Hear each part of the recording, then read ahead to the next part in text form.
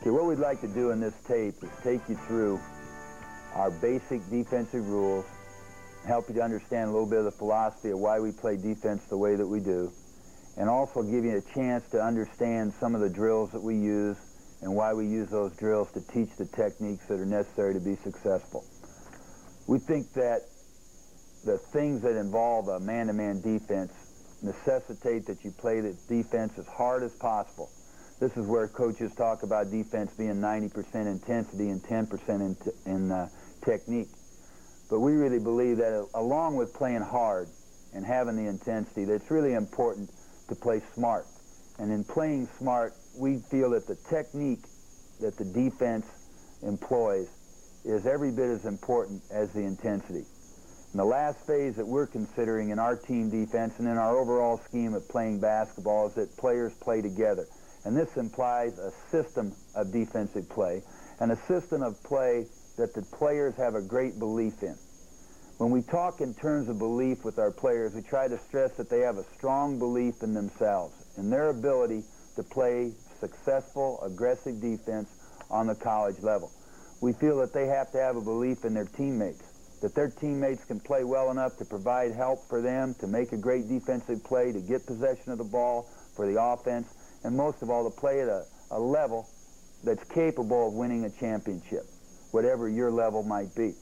And then we think the last thing the players have to have a belief in, and something that's important, but not nearly so important as that personal belief and belief in your teammates, is a belief in the system that you are using, your system of play, that they know that you're able to meet any situation that the offense can throw at you, and that you can adjust your defense to be successful on any given night against any given opponent. Now, in our thinking defensively, we've tried to study the game, and I'd like to give credit at this time for the philosophy that we're using with the following defensive systems. A great part of the defense that we employ is taken from a careful study of the defense used by the University of Indiana under Coach Bob Knight. And by studying practices and tapes and films and getting an opportunity to visit with the coaches on their staff at the University of Indiana, it's really helped us to formulate a defensive philosophy. Another coach who's been very instrumental in helping us to develop a system of solid defensive play has been Coach Dick Mata, who was extremely successful with an aggressive man-to-man style of defense on the collegiate and professional ranks, particularly with the Chicago Bulls and the world champion Washington Bullets. And the last program to make a significant contribution to our defensive scheme of thinking has been the University of Wisconsin-Stevens Point under the direction of Dick Bennett, who had two outstanding teams who made trips to the NAIA National Tournament and set records defensively in NAIA basketball for least amount of points allowed in the game. Now, what we're saying is that all these teams play a different style of play in their total game of basketball, but each of the teams and coaches had a strong belief in man-to-man defense and an aggressive defense. Any team sport, you can see the value of defense. Baseball team that can make the double play, they can make 3 in a game, they've taken away 2 innings from the opponent. A football team that makes it tough for the opponents to move the football, can cause turnovers. You see tremendous benefits and championships usually from programs that play like this. The New York Giants is an example, the Chicago Bears, people that are really head knockers on defense. And this carries over into basketball, and probably more so into basketball than any other sport, because athletes are so skilled on the offensive end of the floor. I'd like to talk a little bit about some things that we try to really drill into our players' minds in terms of the philosophy, so it's an aggressive philosophy. One of the things we tell them is we want them to anticipate and concentrate. The ability to concentrate in basketball is one of the most important things that you can develop. And we test our players to see if they're anticipating, if they're aware of what is going on the floor. We try to ask them in defensive situations if they knew where the ball was, where their man was, what situation was coming, how was the post being defensed, what cut were you going to take away. By constantly asking players these questions when they come out of drills or just stopping a drill, you can make them be a little more aware of anticipating, being aware of the situations on the floor, and this will help to develop a better degree of concentration. Another thing we try to do is to teach the players that attacking is extremely important rather than becoming a reactionary type of defensive player. We want to attack rather than react. And the slower you are, the less physical ability you have, it's even more important that you attack your opponent. You know exactly what you want to do to him.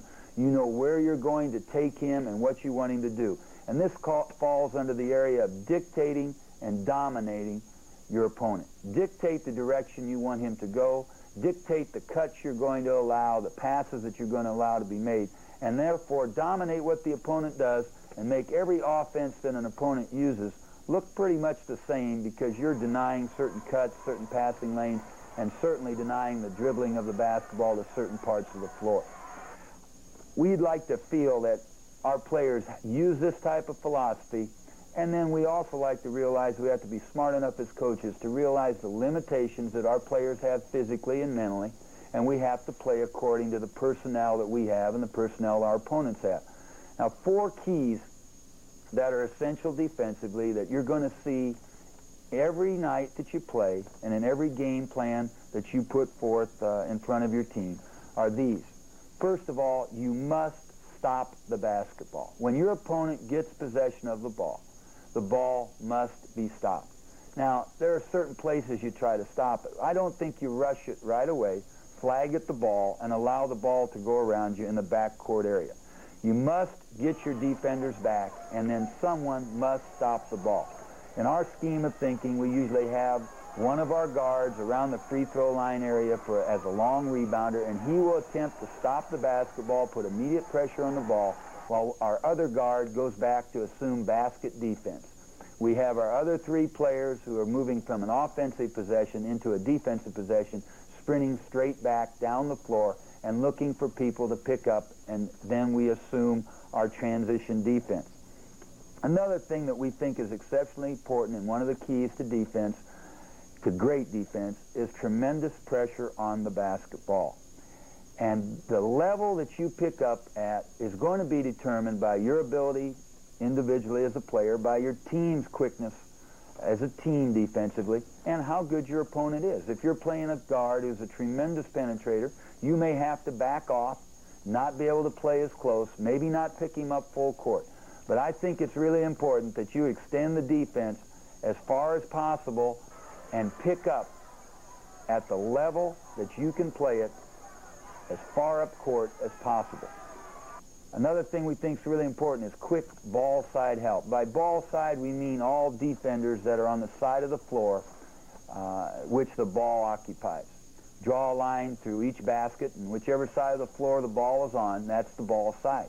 If you're a forward and you're defending a wingman trying to deny him a pass, and a guard tries to penetrate to the outside, you will give quick ball side help. If you're a post man and a man tries to penetrate from the wing, we want to give quick ball side help. And the fourth aspect in great defensive play is quick help side help.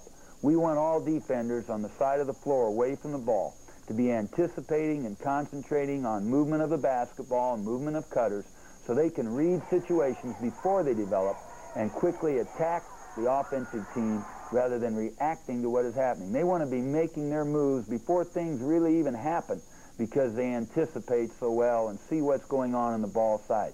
And when we're talking quick help side help, we mean helping outside the lane if you're coming from a help side forward position. We're talking helping well outside the lane if you're coming from a defensive post position to help stop a driver.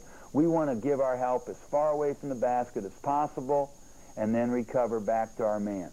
The things we're going to cover now are going to be our 9 defensive rules, and we'll have a handout that will come with the tape that you can be looking at this time and follow along with us.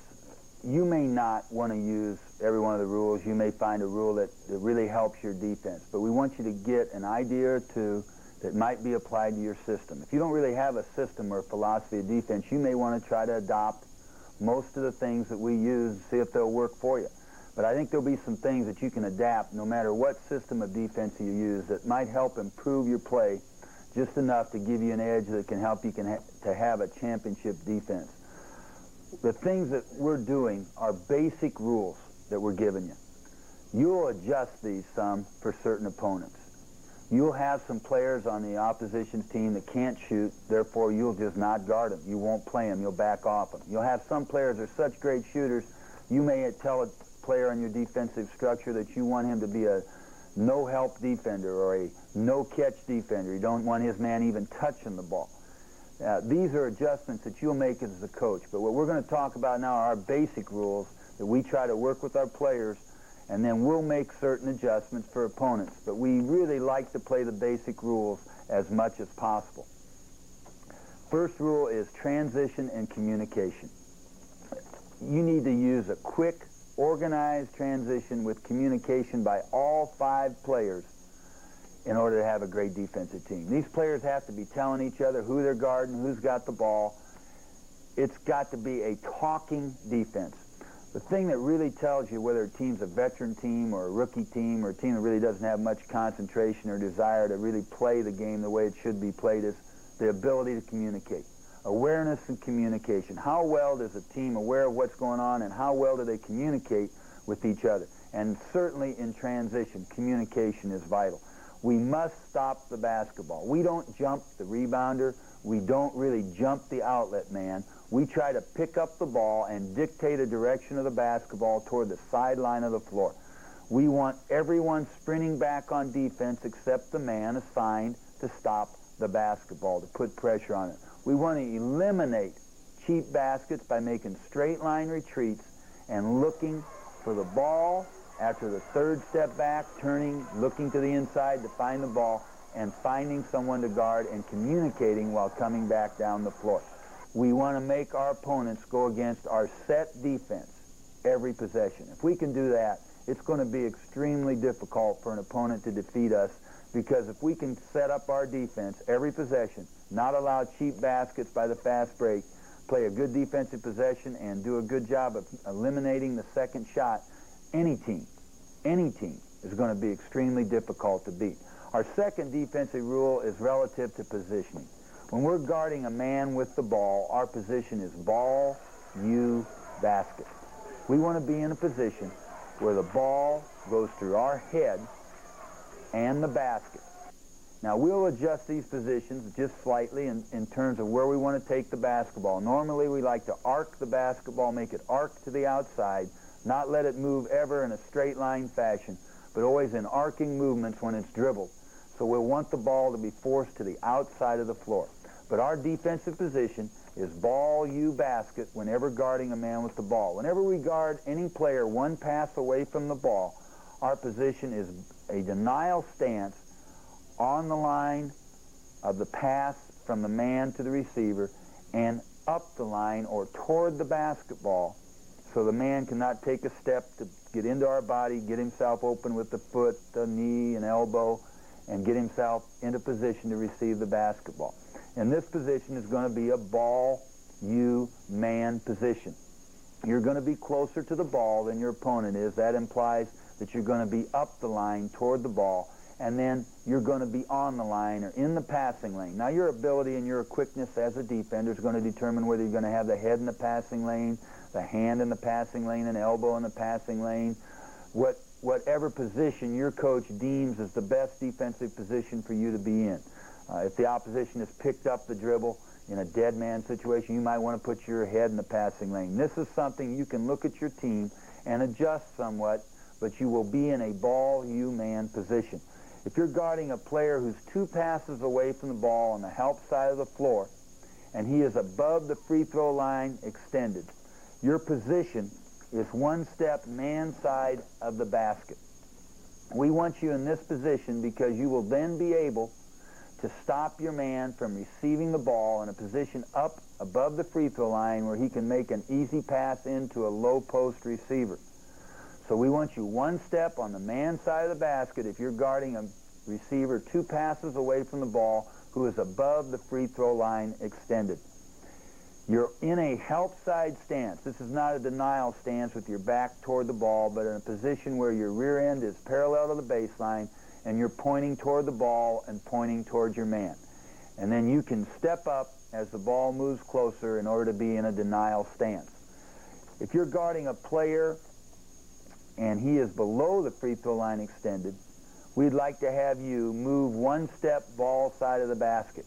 This allows you to stop him from making a cut to the ball. It allows you to give quick help on any drives of the basketball, particularly when the ball is positioned on the wing and is at the free throw line extended or below. You're in a much, much better position then to give help quickly outside the lane. You're in a position also to help on lob passes to the post, and in a much better position to stop your man from flashing to the basketball. The third defensive rule that we try to emphasize is ball pressure. As we've said before, the level that you pick up will be determined by your quickness. It'll also be determined by your depth. If you have several guards that can apply good full court pressure, you're going to want to pick up and use more players and take advantage of your depth. You'll determine later in the year whether you want to trap, run and jump, what you'd like to do. We just teach straight man-to-man defense, and then if we feel we've got people who can do these things, maybe a week or two before a conference season, we might start doing a little bit of trapping, something that we can call from the bench just to change the defense up a little bit. But the most important factor, once you stop the opponent from getting a cheap basket off their transition game, and once you've established position of all 5 defenders, is the ability to put pressure on the basketball. We want to force the basketball to be dribbled to the outside of the floor. We want to take away the outside shot and take away any easy ball movement. Now, that's a pretty tough job. If you can do that every time your man catches the ball, if you allow him to catch it, you're going to be a pretty good defender. But we want to make the man feel he only has one real choice, and that's the dribble of the basketball to the outside of the floor. We want to attack the ball without fouling. We want to pressure and attack the ball without fouling and without allowing any penetration. You allow penetration when you give up your stance, either by raising up in your toes, by lunging, by jumping. We want to keep our defensive stance so we do not get fouls, such as fouling perimeter shooters or fouling a man upon reception of the basketball or lunging so that man has a straight line drive to the basket. We want to keep our defensive stance and make him arc to the outside. We want immediate pressure on the basketball when the ball is caught, dribbled, passed, or shot. And we want our hands working very actively in that pressuring of the basketball. We do not believe in playing a scarecrow type of defense with your arms down to your side or stuck out. We want the hands active. The quickness of the hands, the quickness of the arms allows us to pressure the ball, get our hands on the basketball, and really make it tougher for the man to make the crisp air pass, so he has to throw a lob pass or a slow bounce pass, which allows our defenders to react and to give some help as the ball is being passed. Once again, the positioning that you apply, the closeness with which you play your man, we call it a gap. The distance between you and the man that you're guarding is going to be determined by his quickness, your technique, your intensity, the time of the game, what you're trying to get done. But we want to apply pressure. And if you're a great defensive player, you can really have a close gap, as close as possible. Just like the old story of crawling inside the guy's uniform.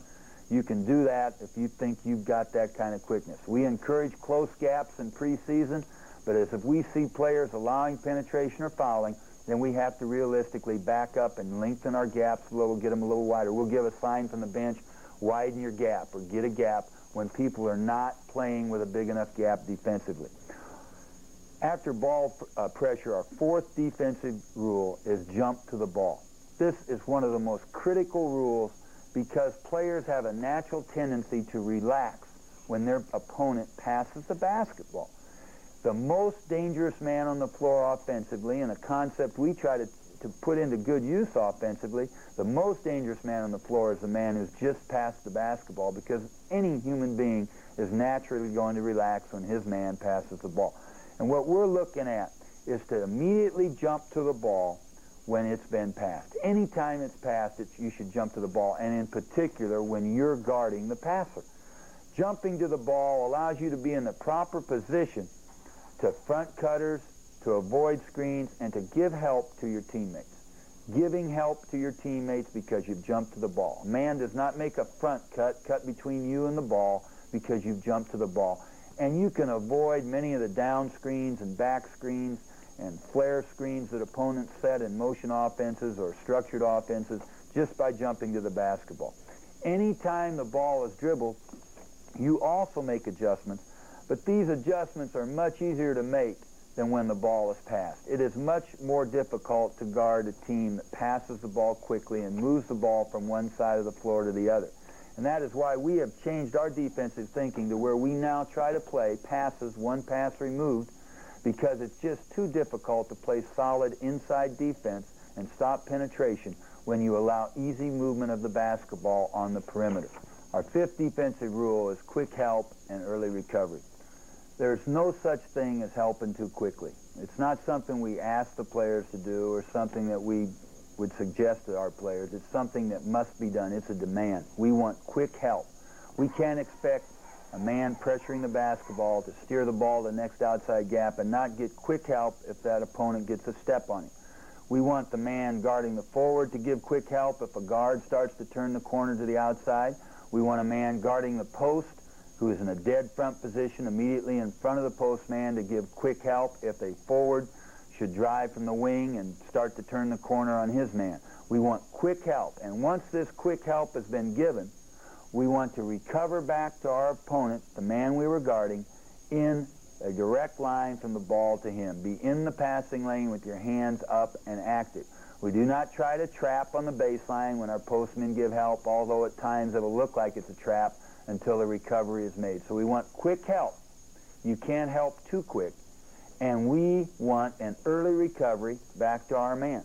This allows us to solidify our defense and take the basketball to a position on the floor that's not a high percentage area and give quick help so a man can feel he can direct the ball in that position without allowing a drive to the basket. It's really important when you have given help that you realize as a help side defender that one of the plays you're really going to look to give help on is a lob to the post. And another play that's becoming more and more popular, reviving its popularity, is the backdoor cut or the back cut.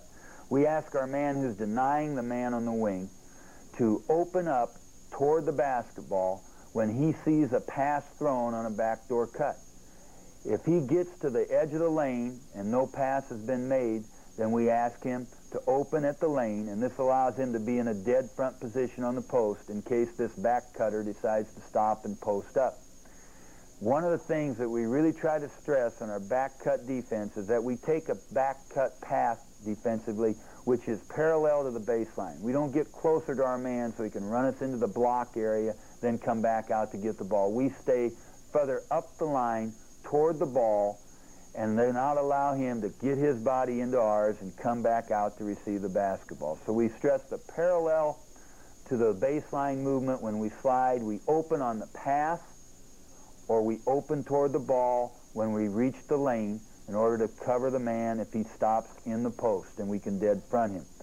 In all screening situations, we want to provide quick help by the man guarding the screener and then recover back after our teammate who is guarding the ball has been able to avoid the screen. And when we're giving help on screens, we're really trying to make the man pick the ball up, make him veer to the outside, or make him even turn around and go the other direction. But we want to show ourselves to the outside on all screens, give that quick help, and then recover back to our man. The sixth rule that we stress in our defensive scheme is to dead front the post whenever you're defending any post defender. All players need to work on post defense. This isn't just something that you do with your big men, but with the offenses that are run today where they try to post up everyone on a team, it's really important that everyone knows how to play post defense. And when we are playing post defense, we play anybody in the low post as a forward or as a receiver of a perimeter pass when the ball is above the free throw line extended. In other words, we're in a denial stance on the line, up the line, just like we were denying a man at the wing. But when the ball moves down to the free throw line extended or below that area, we want to be in a dead front position with our rear end in position in front of the post, offensive post player, even making contact on him. We've had post defenders who would sit down on the legs of the offensive post man and play post position, sort of using their rear end as an antenna, feeling where the offensive player was. But we want to be in a dead front position. And there are some advantages to this I really think are important when the ball is below the free throw line extended. When you've stepped across and gotten in that dead front position, you're able to give quick help. You can give quick help on drivers. You're going to pretty much eliminate the ball going into the post because you're in a position to move and play it. They're going to have to throw it over the top of you. And we're putting pressure on the basketball to give that post defender help, and he's got someone behind giving help also. This is a feature of the defense that I really think is important. Now, there will be some adjustments you may want to make later in the year. You play a postman who's just a terrible offensive postman but a great offensive rebounder, you might choose to play behind. So we either play dead front or we play behind, but we never play on the side. Every offensive postman knows what to do. We run a position play camp in our summer basketball camps, and we break down into guards and posts. And the big thing we work on is feeding the post. Guards work on feeding the post, and our postmen work on posting. And one thing post players learn to do at any age level is when someone's on their hip, they step up with their front foot and they keep you there. And it's just very difficult if you get on the side of a postman to ever get in a position to defend him. So we want to be dead front or square behind, but we do not want to get caught on the high or the low side of an offensive postman, because if we're below, they'll put the ball in the high post area up on top and they'll dump it into him. If we're on top of him, they'll dribble it down to the baseline, throw him a bounce pass, and he's got the automatic power shot for 2 or 3 points. So our dead fronting of the post is critical, and we at times will make an adjustment to play behind, but we do not teach that in practice. That's something players instinctively like to do, stand behind postmen. Now, a rule that really helps to stop the movement of the basketball is our 7th rule, stopping the swing. Stopping the swing pass, or the pass the ball from one side of the floor. Some coaches call it reversal of the basketball. There are a lot of reasons to stop the swing pass. You might feel that by dropping your guard down from on top, he can help keep the ball out of the post, and this is a nice adjustment. But when that ball comes back to the top and the guard's closing out, the ball's going to be passed over his head into an open postman. The best thing about stopping the swing pass is you stop the opponent from using the entire floor. This really hurts court spacing by the offense. You do not allow him the operating area that he needs. You put him in the operational zone you want him to be in, the low part of the floor, the corner, using the 6th defender, the baseline and the sideline to help you. But really what you help is your defensive post play. Good perimeter defense can make up for some real deficiencies in post defense, especially when you stop the swing of the ball. But you can have a kid who's really working on post defense, and he's dead fronting. If you allow that ball to go to the high post, you do not stop swinging of the basketball, it's going to be very difficult. One of the things we look to do a great deal on our motion offense and on our secondary break and everything we do, zone attack, is to get the ball to the middle of the floor in the high post, top of the key, on top as we call it, and then go down the lane to a postman who's sealed the opponent outside the lane. So it's critical to stop the swing pass. Cover down is our 8th defensive rule. Cover down is what we do whenever the ball penetrates on a pass or a dribble.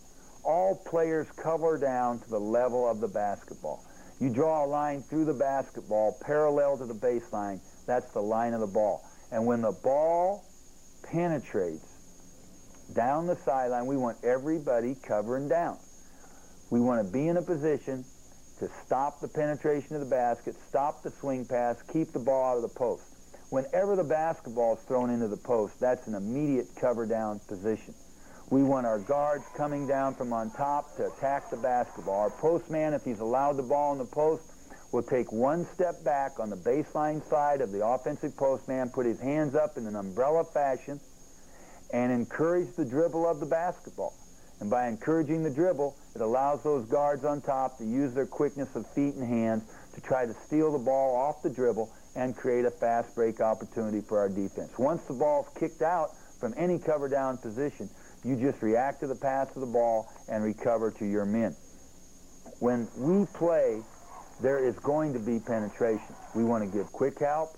We want to cover down in order to stop this penetration. If the ball goes to the post, that's the ultimate penetration that must be stopped by covering down from on top, and the postman can once again help by taking a step back on the baseline side of the offensive postman and getting his hands up in an umbrella fashion. Our 9th defensive rule, and a rule that we feel we don't do a good enough job working on, and I don't think very many teams really think enough about, is the block out and the outlet. It's critical that you have an idea you want to complete the possession by getting possession of the ball. Complete a defensive possession. Don't just make a good play and knock the ball loose, or don't make a good play by forcing them to take a low percentage shot. Make a good play by forcing that low percentage shot and getting the rebound, capturing the rebound. And one of the things that can really help a team greatly in rebounding is to get the point across to guards that no matter what their size is, they can be tremendous defensive rebounders. Jerry Sloan led the Chicago Bulls in rebounding during one entire NBA season as a defensive guard. Guards can rebound. Point guards in particular can rebound. If they're guarding someone who's always back on defense, they can flood the weak side board. They can go to the side of the floor, away from the ball, away from the shot, and they can really help out in rebounding, and they'll be in excellent position to get an outlet pass. So we really stress that our point guards, the person guarding the other team's point guard, is going to really work as a rebounder on the weak side of the basket. When the ball is shot, we need to have 5 people rebounding. Now, I know there are a lot of teams that maybe think that they can rebound with 4 and run somebody down the floor, but we're not one of those teams. We need to have all 5 people rebounding, and I imagine your team is probably the same caliber that you need to have these people rebounding. And then once you've got the rebound, then you apply your pressure offensively with your primary or your secondary break, and it's the cycle of basketball starting all over again. If you're a strong defensive rebounding team that runs, that's going to make you a better defensive rebounding team because people aren't going to crash the boards on you. If you're a defensive rebounding team that doesn't fast break, you can expect to see your opponents load up and send 4 and sometimes 5 people to the offensive boards because they're not worried about your fast break. So by getting a good outlet pass and establishing the threat of the run, you're going to be able to do some things with your defensive rebounding that you wouldn't be able to do if you were a strictly pattern, walk the ball up the floor type of offensive scheme of basketball. Now, all of these rules that we've talked about in our man-to-man defense fit in very, very well with our matchup defense, which is a pressure style of matchup. And we really like that because we can teach our 9 defensive rules in a man-to-man setting, do a limited amount of work with our matchup, and be able to give our opponents 2 looks that appear similar but are greatly different in what we take away from them and the type of pressure that we apply. And the matchup allows us to keep people in certain positions. If you want to know more about the matchup, you may want to get our matchup tape, get some of our matchup rules. But 2 defenses really complement each other. I hope that you've gotten some ideas from the defensive rules that you can apply to your system. You may not be able to adopt all these rules, but certainly you can adapt 1 or 2 of the thoughts that we've given you to use in your defensive structure and your defensive system. We'd like to show you some drills that we use in trying to implement our defensive rules and getting the proper techniques out of our players. We really try to stress proper stance, positioning, movement by our players defensively in this stance, from proper position to proper position, and following our defensive rules at all times, knowing exactly where they're supposed to be and what they should be doing, what they should be looking for defensively. We don't use all of these drills in any one practice. Some of these drills may not fit your philosophy, but we think that they're very good in trying to implement many of the things that we want to have done and must have done to be a championship team in terms of our defensive play.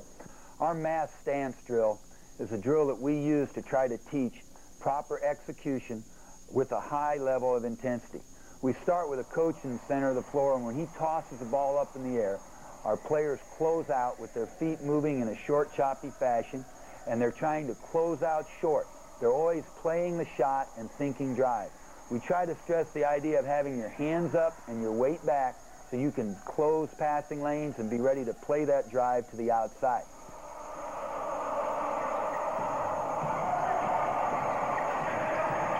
When the coach puts the ball on the floor, the players are making their call of ball, ball, ball. As he dribbles, they pressure the ball. When he makes a change of direction, they will go from a retreating step slide into a swing step. They'll make the verbal call swing when they do this to remind themselves of their footwork. When the ball is picked up, the coach will either shoot the ball and they will block out, or he will pick up the ball and hold it, and they will make the verbal call dead, dead, dead, which tells their teammates that they need to close passing lanes because the man has picked up his dribble and no longer can go anywhere with the basketball. So this drill allows you an opportunity to give a high degree of intensity and great concentration on individual techniques and defensing the basketball. If you want to make the drill even better for a player to learn things such as jumping to the ball and denying passes back out on top, simply add coaches on either side of the coach in the middle of the floor with the ball, and then as passes are made, players can jump to the basketball, keeping track of the ball and their man, denying the pass back on top. If the ball's dribbled to the wing and the coach is looped to fill the position on top, when passes are made, they're able to jump into position to be in help side defense, in a help side stance, yelling help, help, help. A second drill that we like to use is sideline closeouts. And this is where we can take players and have them work on closing out and using different feet forward, working on either side of the floor to work on a different foot position, different foot forward. And what we're trying again to work on is closing out. I think next to stances, being in a proper stance, closing out in that proper stance is probably one of the most important things defensively. If you play a lot of help defense, if you're in a position giving help, you're going to have to run, get into a help, into a closeout, and then get into your stance as quickly as possible in order to give help and get back to control your man. So we work real hard on closing out. We're trying to close out once again with our feet moving in a staggered stance, hands up, weight back, and we want to make sure that we close out short. We want to close out where we're all the time playing the shot and thinking drive. We're playing the shot, closing out short, thinking drive, always encouraging the man to put the ball on the floor and dribble to the next outside gap.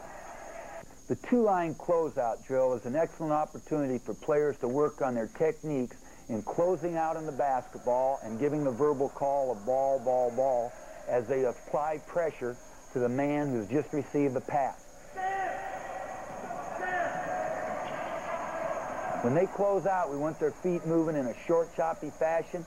We want their hands up, their weight back, and we want to close out thinking shot and playing the drive, giving the man the only option of dribbling to the outside of the floor.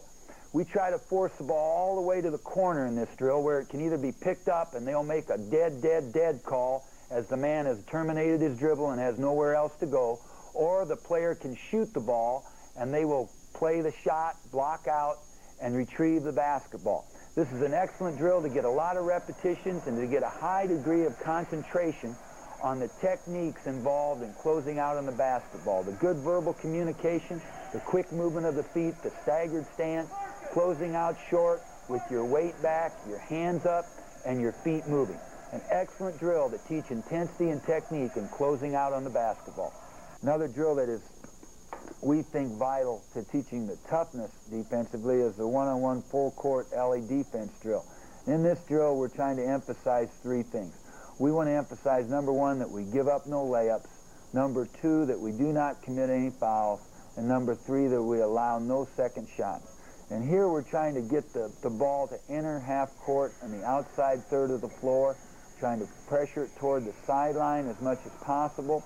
If we get beat, we're trying to run to recover our defensive position rather than step sliding and losing position. Once we see we're going to be beat, we run and give up some ground to recover position, and then we get into our stance again and we're step sliding and trying to pressure the ball to the outside. It's a very competitive drill. It's a very tough drill. We need to make sure that we have traffic control where we're not running into each other. A thing that you can add to the drill if you want to make it even tougher and more competitive is to have a breakaway layup coming down the middle of the floor going in the other direction. But you want to be careful not to add too much that you can't control it. If you've got enough coaches, that's an excellent thing that you can do to make the drill a little tougher and to work on chasing the ball from behind in a breakaway layup situation. One-on-one closeout. One-on-one closeout is a drill where you move to baskets, and you're working now on closing out on the teammate, trying to gauge how close you can play to him, how big a gap you can have between yourself and the man that you're guarding. And you're working once again on feet moving, staggered stance, hands up, weight back, and trying to close out short where you're always playing the shot and thinking about the drive, making the man drive to the next outside gap. Excellent drill. You can do it for a minute, 2 minutes at a high rate of speed, and it not only helps your defensive play, but it really helps the offense because they're working against somebody that's going after them live. You can then play it in a 2-on-2 closeout type of situation. 2-on-2 closeout is excellent because it now teaches the players to think a little bit about help side aspects, what they're going to be doing if they're a help side defender. And then the ball comes out to the other side. Now that player that was help side is going to have to move into a ball side defensive position. The ball side defender now will become a help side defender. Once again, keep stressing the verbal cues and keep emphasizing the techniques as you build up in the drills. 3-on-3 closeout blockout. We like to have 3 players underneath the basket. We'll pass the ball out to any of the 3 offensive players. The players will then execute their closeouts. Once again, stressing proper defensive position. Help side defender 2 passes away from the ball is now going to be running toward his man. He's going to get his proper defensive position. Player 1 pass away is going to move into denial stance. And the player guarding the ball will close out in the ball. Once again, you'll have 3 players making distinctly different verbal calls: ball, ball, ball, deny, deny, deny, and help, help, help. When the shot goes up, they'll execute their blockouts. And we try to really do a good job of blocking out and then being quick to pursue the basketball. 2-on-2 guard pressure sideline. We're working in this drill, in our 2-on-2 pressure sideline drill, trying to work on our denial at the wing position. We're working with our guards, trying to make sure the man enters the outside third of the floor and is pressured toward the sideline. We're trying to take away the passing lane with denial. We're trying to do a good job of giving quick help if that guard is beaten to the outside. And we're working real hard on our positioning and our pressure on the basketball. So there are a lot of aspects that come into play here, and it develops a good ability for communication between the man denying the wing and the man guarding the ball. And it teaches the principle of quick help and early recovery to the man after you've given help to the man guarding the ball on the ball side. Drill that we use a great deal that I think is essential is a 2-on-2 ball side and help side. It can be done from a guard position. It can be done from a forward position. But you're simply trying to teach someone to get good pressure on the basketball on the ball side, make the man dribble toward the outside, and you're really working on giving good help away from that man. And you're also learning to make the change from ball side to help side. So 2-on-2 ball side, help side is an excellent defensive drill to teach the basics of ball side pressure and giving good help, quick help, and early recovery from the help side. 3-on-3 ball side is a drill that is a very competitive drill. It teaches aspects of pressure on the ball, denial at the wing, and good post defense. We run the drill with offensive teams set up in positions at guard, wing, and post. We'll have defenders in scrimmage vests lined up, on the line, up the line if they're denying at the wing, on the line, up the line at the post, and a good defensive position and pressure applied at the guard spot.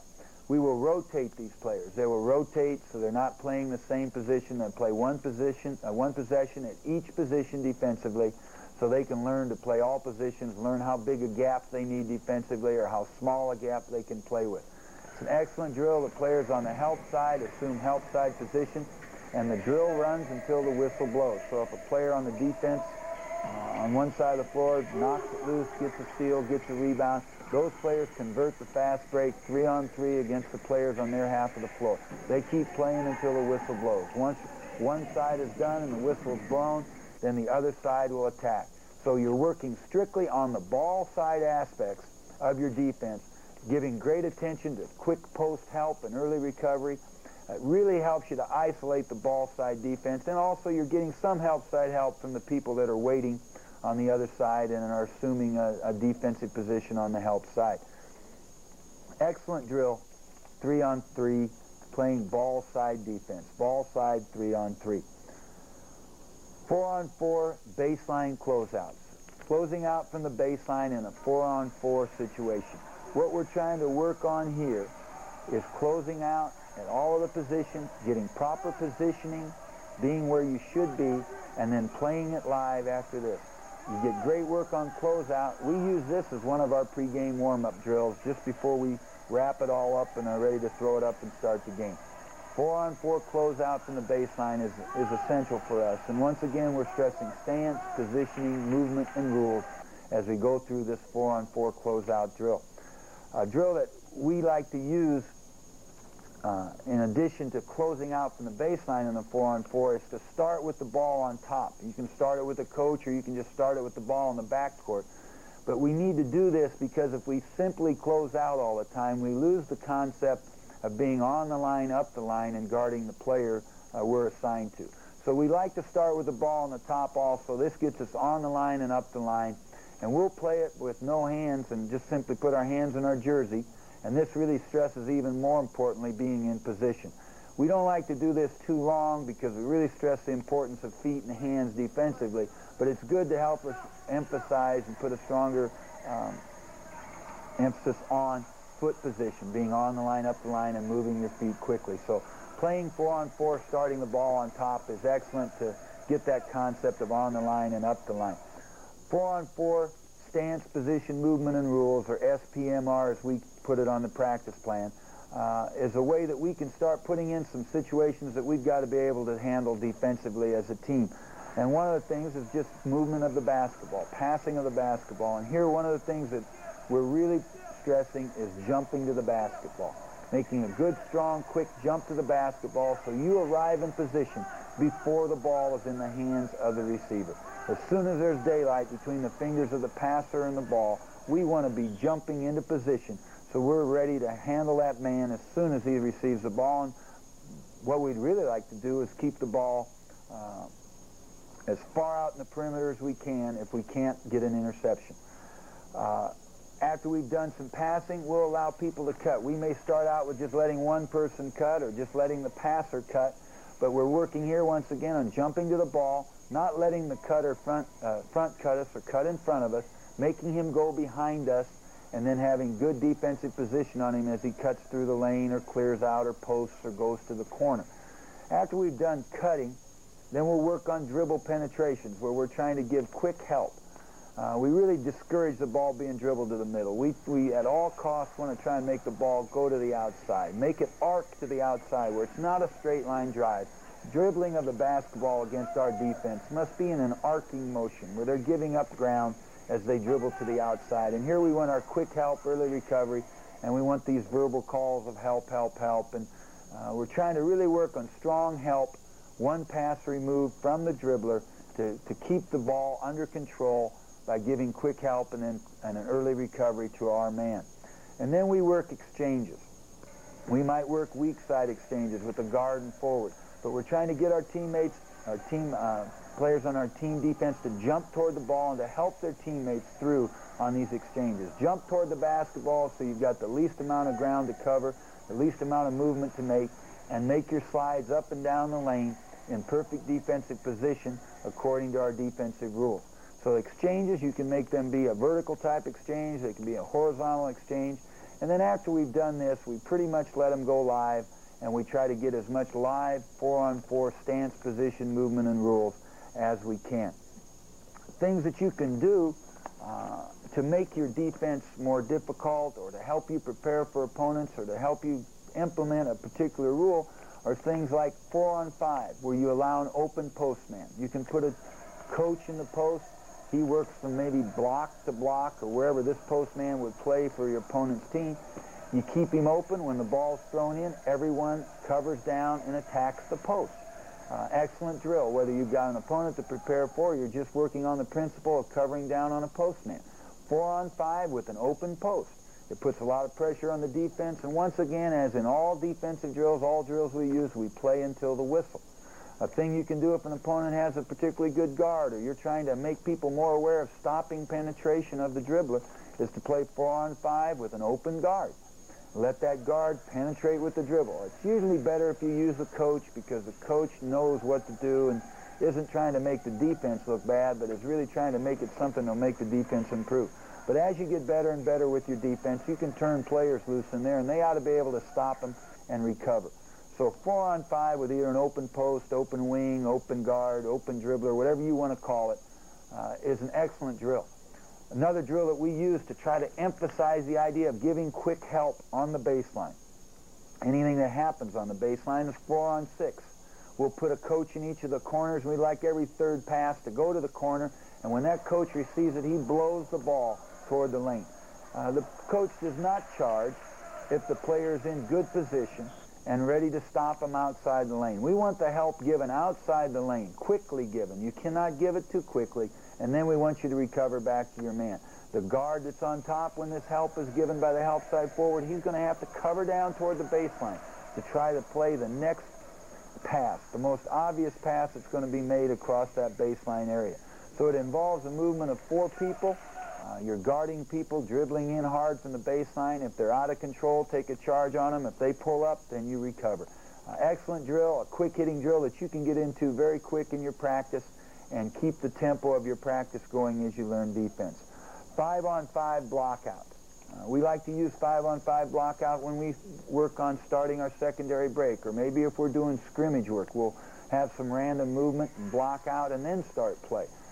Blockout's an area I think we all feel deficient in as coaches. We never feel our teams block out as well as they should.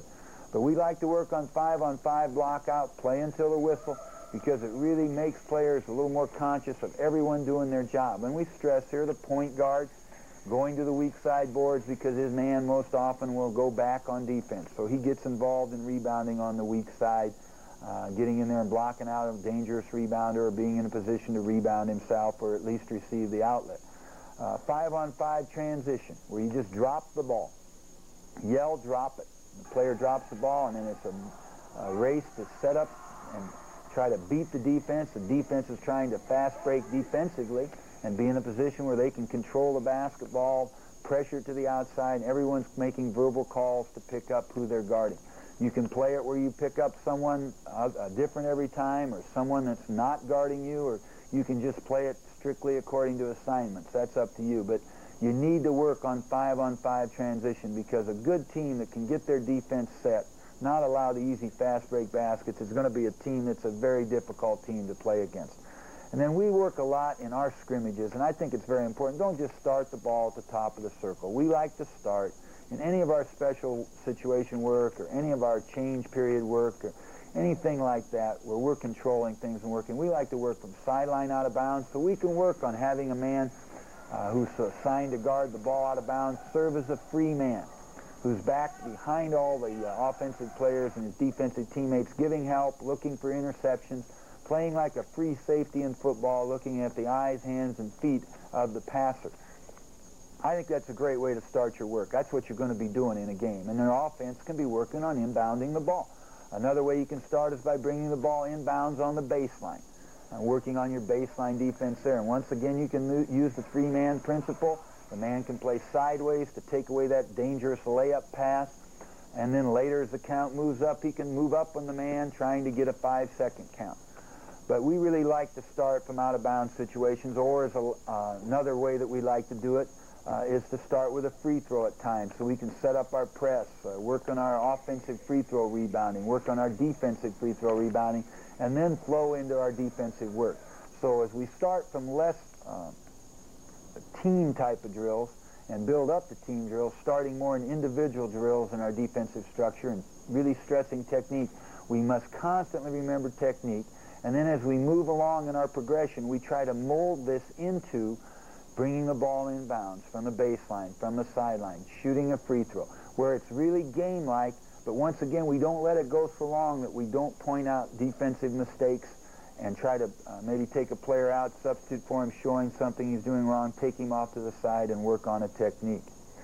Post-defense drills are drills that we never spend enough time. Probably the most vulnerable part of a defense is the post-defense. I think smart offensive teams really make an effort to go inside because they realize that post defense is an area we don't spend enough time on as coaches and as players.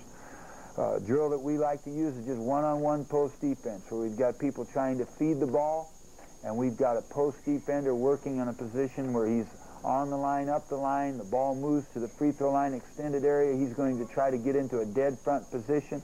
If the ball is dribbled, he will give quick help and then early recovery. But one-on-one post defense allows you to really isolate, watch the techniques of the post defenders, and these defenders need to realize it's going to be more difficult in these drills because there's no pressure on the basketball, but it helps them to see the things that they need to do. And then we'll work on two-on-two post defense, where we have the ball start at a guard position and dribble it down, or start it at a wing position and feed the post.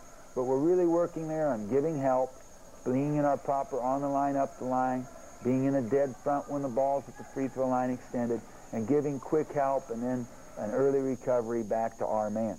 So it's important that in post defense, I think that you can have a few breakdown drills where you can isolate post defense and then constantly watch in your team drills where you're going 5-on-5 or 4-on-5, 4-on-6, 4-on-4, ball side 3-on-3, where you watch to see that these techniques are being covered. You either assign a coach to watch it or you watch it yourself, but make sure your post defenders are really giving that quick help and are in a position in a dead front to give the quick help and early recovery that's necessary for a successful ball side defense. Working against screens. With today's passing game and motion offense style of basketball and flex offense, there are so many screens being set that it's essential that you know how to handle screens. Ball screens seem to be coming back in popularity, and one thing that we want to do when the ball is being dribbled toward a screen is most likely the defender is going to be in an on-the-line, up-the-line position denying. So we ask him to step out to the outside, show himself to the outside, yell screen, and take away that dribbler's path next to the screen. We want him to make the man either stop, charge over him, or most likely arc his dribble and veer to the outside so the man guarding the ball has room to then get underneath, get some room to get underneath that dribbler and reestablish his position. After he's got the man to veer, he's made the man veer, pick up, or charge him, all the man has to do when he sees that the veering action is taking place, the man guarding the screener, is he'll step back and allow his teammate to move through the screen, get over the top of that screen, and establish his good defensive position with pressure on the basketball. If the screen comes to the basketball, you're most likely going to be in a position where you're trailing the screen. Then you step out from the rear and apply all these principles. You're going to make the ball either stop and turn back, it's either going to charge you, or the ball is going to veer or arc to the outside, and then you can step back, allow your teammate to get over the screen and reestablish his good defensive position with pressure on the basketball. We hope that some of these ideas that we've expressed will help you build your team toward a championship season, especially in the defensive aspects of the game.